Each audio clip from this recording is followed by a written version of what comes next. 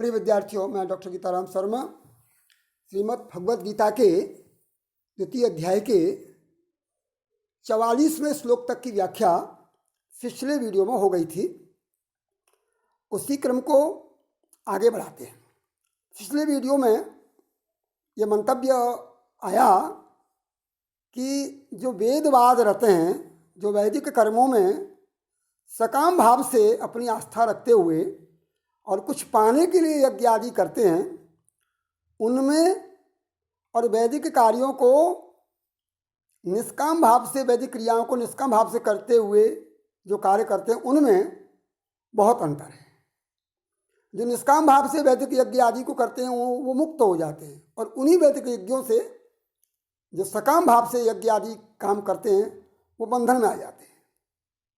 तो सकाम और निष्काम कर्म कर्तव्य दोनों में एक जैसा ही है, काम वही करना है, बस बुद्धि का योग कैसा है। अगर निष्काम बुद्धि का योग है तो मुक्ति होगी, और सकाम सुख दुख आदि मिलेंगे। अगर निष्काम है तो मुक्ति होगी, मतलब सुख दुख आदि कुछ नहीं मिलेगा।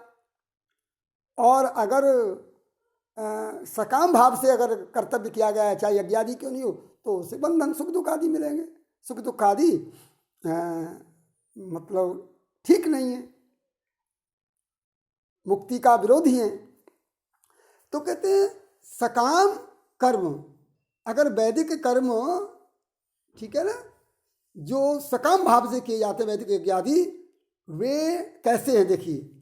त्रैगुण्य विषया वेदा निस्त्रैगुण्यो भवार्जुन। हे अर्जुन, हे अर्जुन, भवार्जुन में भव अर्जुन अलग करें। हे अर्जुन, ये जो वेद है ना, सकामी लोग वेदों की जैसी व्याख्या करते हैं, वैदिक यज्ञों की जैसी व्याख्या करते हैं। वो त्रैगुण्य विषय, त्रिगुणात्मक विषयों वाले हैं। त्रिगुणात्मक मतलब सत्व रज और तम। सत्व का मतलब है सुखदायी, और दुख मतलब, सत्व माने दुख सुख, और रज माने दुख, और तम माने मोह। तो अर्थात जो वैदिक यज्ञ आदि कर्म है वो त्रिगुणात्मक विषय वाले, तीन गुणों वाले, तीन गुण ही उनके विषय हैं। अर्थात या तो वो सुख देते हैं, या दुख देते हैं, या मोह देते हैं। एक ही प्रकार का कर्म, मान लीजिए कोई ऐसा कर्म किया है, कोई तांत्रिक कर्म किया है, तो जिसके लिए किया गया है, जिस कामना से, उसको सुख देगा। उसका दूसरे किसी व्यक्ति पर, मान लो किसी के विरुद्ध किया गया हो, तो उसको दुख भी दे सकता है। तो सुख, अपने लिए चाहना सुख, अपने लिए नहीं चाहना दुख, और सुख दुख के भाव से, है ना, सुख दुख से भाव से प्राप्ति की, अप्राप्त की प्राप्ति की कामना, और सुख के भाव से अप्राप्त की प्राप्ति कामना, और दुख भाव से जो प्राप्त है उसको छोड़ने की कामना, ये मोह है। तो मतलब, तो इस प्रकार जो वैदिक जो यज्ञ आदि कर्म है वो तीन गुणों से युक्त विषयों वाले, अर्थात या तो सुख देने वाले हैं, या दुख देने वाले हैं, या मोह देने वाले हैं। ये तीन त्रिगुणात्मक हैं। सारा संसार त्रिगुणात्मक है। वैदिक कर्मों से जो भी फल प्राप्त होगा, वो या तो फल, वो जो फल है ना, जो कुछ पे मिलेगा, वो क्या मिलेगा, क्या करेगा उससे, या तो सुख मिलेगा, या दुख मिलेगा, या मोहित करेगा, वो लालायित करेगा, आसक्ति प्रदान करेगा सुखों के प्रति या दुखों के प्रति। लेकिन तुमको क्या करना है, हे अर्जुन, तुमको निस्त्रैगुण्य भव। हे अर्जुन, तुम निस्त्रैगुण्य हो जाओ, तुम त्रिगुणों से रहित हो जाओ, अर्थात सुख दुख मोह की भाव से मुक्त हो जाओ। अर्थात तुम किसी काम, किसी कर्तव्य को, किसी भी कर्तव्य को, या युद्ध जैसे कर्तव्य को सुख के लिए या दुख के लिए या मोह के लिए मत करो।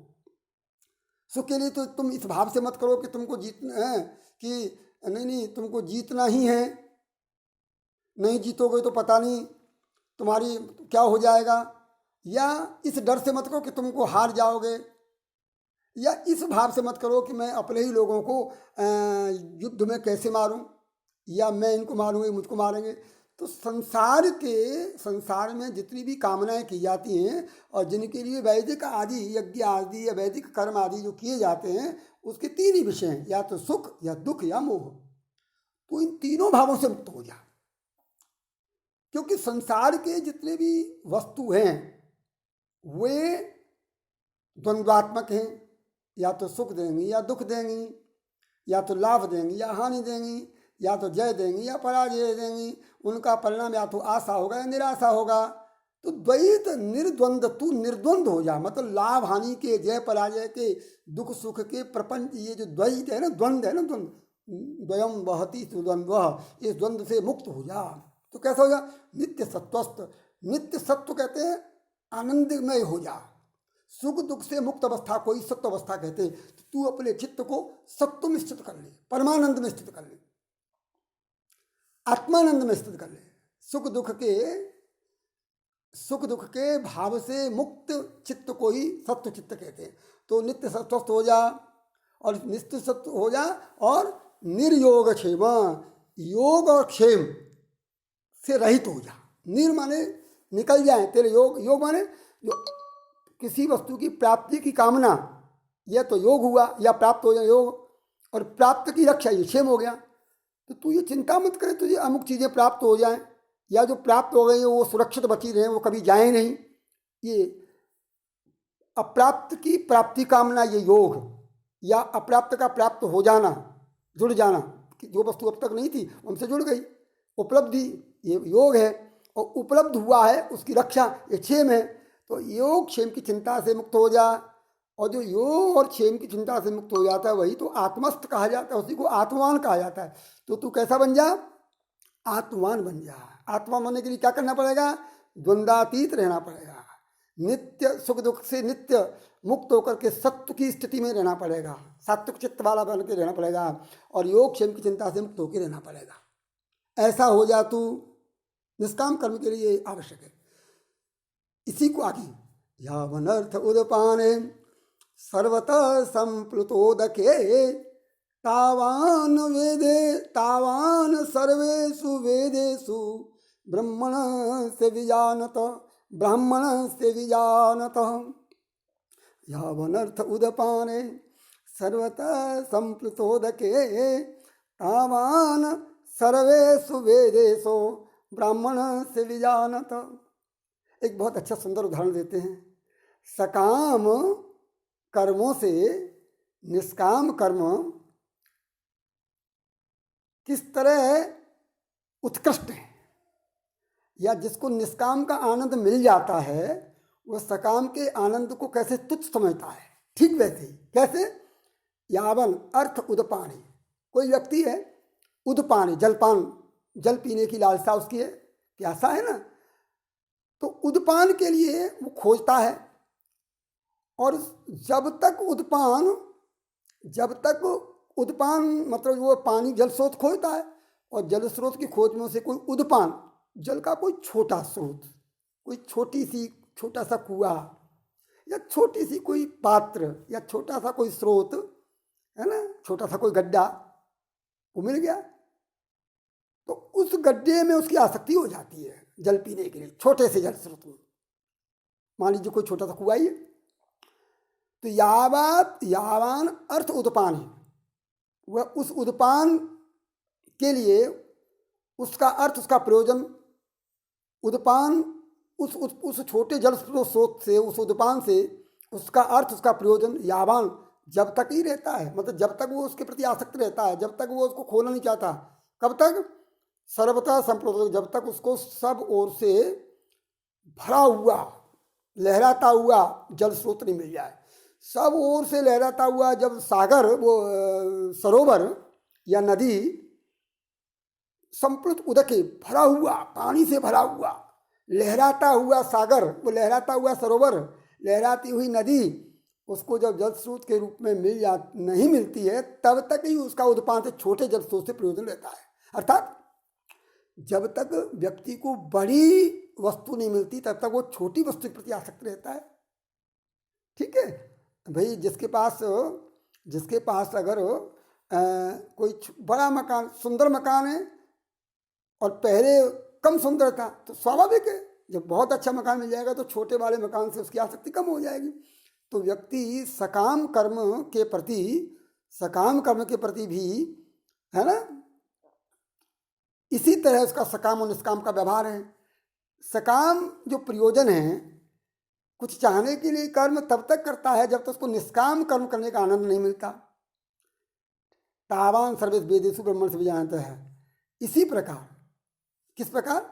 जिस प्रकार छोटे जल स्रोत की कामना लालसा किसी व्यक्ति को तब छूट जाती है जब भरा हुआ जल स्रोत, बड़ा जल स्रोत उसको प्राप्त हो जाता है। ठीक इसी तरह जो ब्राह्मण, जो ब्रह्मवेत्ता, जो ब्रह्म ज्ञान को प्राप्त कर लेता है, ब्रह्म ज्ञान को जानने वाला वेद के सकाम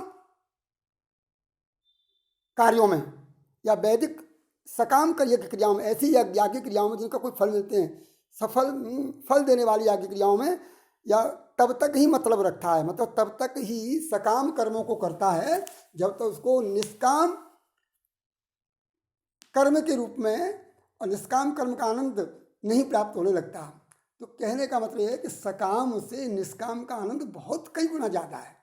पर जिस व्यक्ति ने उस निष्काम कर्म के आनंद को लिया ही नहीं, तब तक वह कर्म तंत्र में उलझता है। और जिस दिन वह वो आनंद अपनी स्वयं से जब तृप्त होने लग जाता है ना, तो वस्तुओं का आनंद उसको बहुत फीका लगने लग जाता है, ये कहना चाहते हैं। इसलिए योगस्थ कुरु कर्माणि संगम त्यक्त्वा धनंजय सिद्धयो समो भूत्वा समत्वम योग उच्यते। इसलिए हे धनंजय, तू योग में स्थित होकर के, योगस्थ योग में स्थित रहता हुआ, निष्काम कर्म योग में स्थित रहता हुआ, और संगम त्यक्त्वा, और फल देने वाली बुद्धि को, सकाम बुद्धि से आसक्ति को त्याग करके, कुरु कर्माणि कर्मों को कर। हे धनंजय, हे अर्जुन, तू कर्म कर। कैसे कर? योग में स्थित होकर के कर। योग में स्थित होकर के कर्म कैसे, कब होंगे? जब संग त्याग देगा। फलासक्ति, या संग मतलब फलासक्ति, तो फल की आसक्ति, कोई फल नहीं चाहिए, अर्थात सकाम कर्मों को छोड़ करके निष्काम कर्म कर। और किसमें ऐसा करने से क्या होगा? सिद्धि सिद्ध समभूता। ये ऐसा कब हो सकेगा? जब सिद्धि और असिद्धि में समान भाव रहेगा। तू ये सोचेगा कि चाहे मुझे सिद्धि मिले या असिद्धि मिले, मुझे इसकी कोई चिंता नहीं है, मुझे केवल अपना काम करना है। सो सिद्धि और सिद्धि में समान भाव रख करके, सिद्धि और सिद्धि के प्रति फलासक्ति को छोड़ करके तू कर्म कर। ये जो समत्व है ना, समता बुद्धि है ना, समान बुद्धि मतलब सुख दुख लाभ हानि जय पराजय सिद्धि असिद्धि इत्यादि इत्यादि में जो द्वैत है, उसमें समान भाव से दुख मिले तो ईश्वर का, सुख मिले तो ईश्वर का। मैंने ईश्वर का काम किया, ईश्वर के लिए किया, ईश्वरीय प्रेरणा से किया। मुझे नहीं पता, मुझे जो मिला है वो मेरा नहीं है, मैंने कुछ पाने के लिए कुछ किया ही नहीं। ईश्वर ने जो दे दिया वो सहर्ष स्वीकार है। इस भाव से जब कर्म करेगा तब तू माना जाएगा कि तू योग बुद्धि में स्थित है, तू योगी हो गया। यही योग होना, समता ही योग है। चित्त में सुख दुख लाभ हानि जय पराजय लाभ आशा निराशा सिद्धि असिद्धि आदि को समान रूप में देखना, समान रूप में महसूस करना, यही योग कहा जाता है। समता को ही योग कहते हैं। तू समत्व बुद्धि से काम कर, यही निष्काम समत्व बुद्धि से किया जाने वाला कर्म ही निष्काम कर्म योग है। बस आज इतना।